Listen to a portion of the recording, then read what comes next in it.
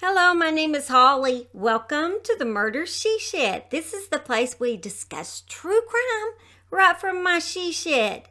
Today, we're going to discuss a trial currently taking place in which a woman by the name of Little Devil lured 5 men into the woods to be ambushed and murdered by MS-13 gang members. But first, before we start our case, smash that subscribe to join me in cyberspace.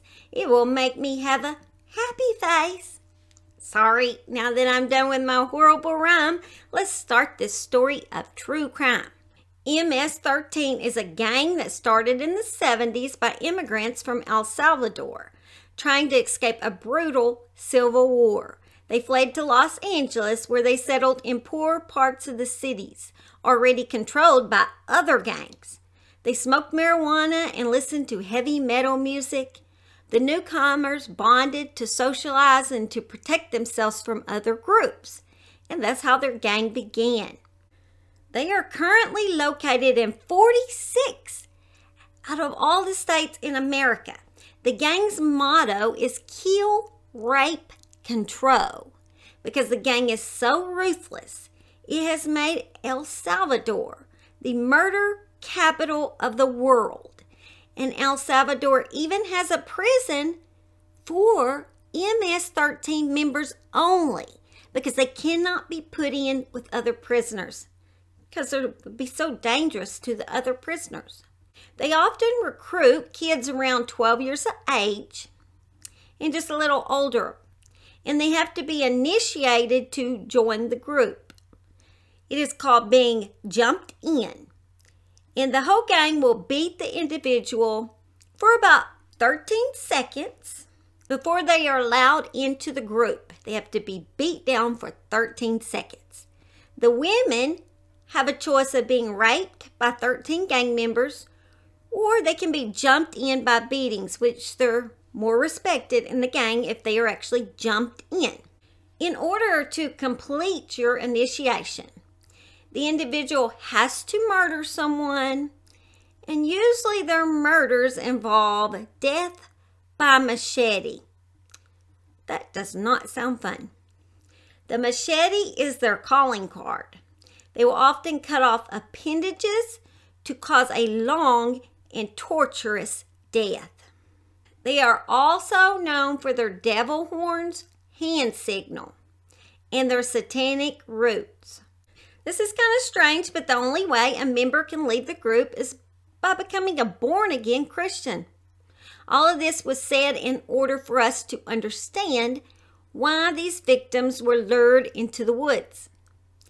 4 teens murdered by machetes in order to initiate Leniz Escobar and possibly other individuals in this gang, cult, whatever you want to call it.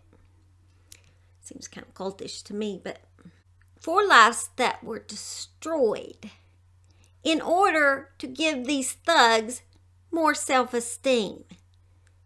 Such a shame. Leniz's nickname is Little Devil. And Alexandra Ruiz is the one survivor of the victims.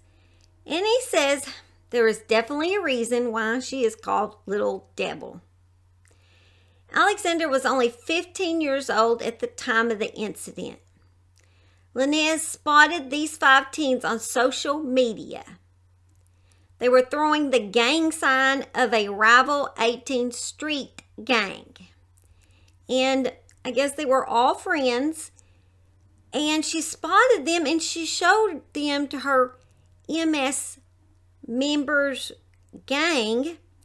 And they decided they would cook up a plan to lure them in and jump them. Alexandra actually said the only reason they even posed like that on social media with the gang sign was because they wanted to act tough in order to get the ladies. But unfortunately, it attracted negative and not positive. And it would end up with 4 victims here they are. The only one that survived was Alexandra, as I said. All 5 were lured in the woods by Leniz, using the excuse by her to smoke some weed. She said, hey, let's go hang out and smoke some weed. So they had all pre-planned this in order to have members of the MS-13 gang to ambush them after they got in there. Alexander, the only survivor, would say that as soon as they entered the wooded area, he said he heard 8 or 9 of them said to them to get on their knees. And when they said that, he noticed they had their face covered with sweatshirts. They had weapons, machetes, and basically he jumped up onto a fence and stone wall and ran for his life. He said someone shouted behind him, hack him. And he said 2 were actually on the other side of the fence, and he got away somehow. He just ran for his life. He didn't stop, which is a good thing. He would not have survived. He would have been a victim just like his friends. I wish they could have all made it. It's so sad. So basically, the MS-13 members surrounded the other 4 that did not get out and bludgeoned them to death with machetes, knives, axe, and limbs from a tree. That's just crazy. You're killing somebody just for a selfish reason. I can't even go there. Leniz is now saying in court that she is a victim as well, but authorities have proof of her bragging to her boyfriend on a phone call she made after the attacks. She said, 4 took the train and saw the light. 1 got away. The call was recorded by law enforcement, leading to the arrest of Leniz's boyfriend, who testified that he was one of at least 12 gang members who murdered the young victims. And now he's ratting Leniz out. He's testifying against her to say she's the one that pretty much put this plan in place. It was all her and another girl. I'm not sure the name of the other girl, but they decided they wanted to lure these victims into their death. Allegedly, which I have to say, because it's just now in trial, sounds like they got some really good proof that she did do this, though. Good luck getting out of that. After escaping, Alexander did not report the murders to authorities at first. I don't know if he was scared. Well, I'm sure he was, but I believe, what I understand, he reported it the next day.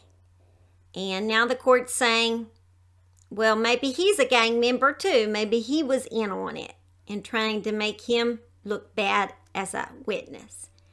But he did report it, and after that, they went to the park where the decomposing bodies were found of the victims. Yeah, they were already decomposing, and they were piled up. They were in a pile together. I don't know. I guess they just drag them all into a pile. Not sure why.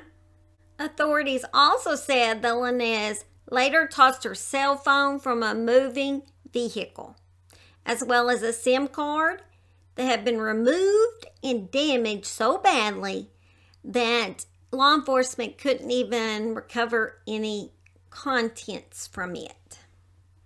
Additionally, Leniz discarded the bloody clothing that she had been wearing on the night of the murders. I think as she was leaving the crime scene, she just basically threw it out the window. Genius. The crime actually took place about 7 months after another disturbing high-profile case in that area.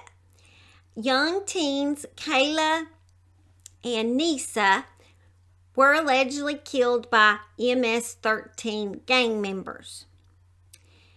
And here is their pictures. They were basically killed in the same way. Their bodies were found close to where the boys have been found. They were attacked by baseball bats and machetes as well. Please say a prayer for the families of the victims as they endure the emotional roller coaster of this month-long trial. I can't even imagine having to see the pictures of your young child like that. So please pray for the family. I will keep you guys updated the best I can.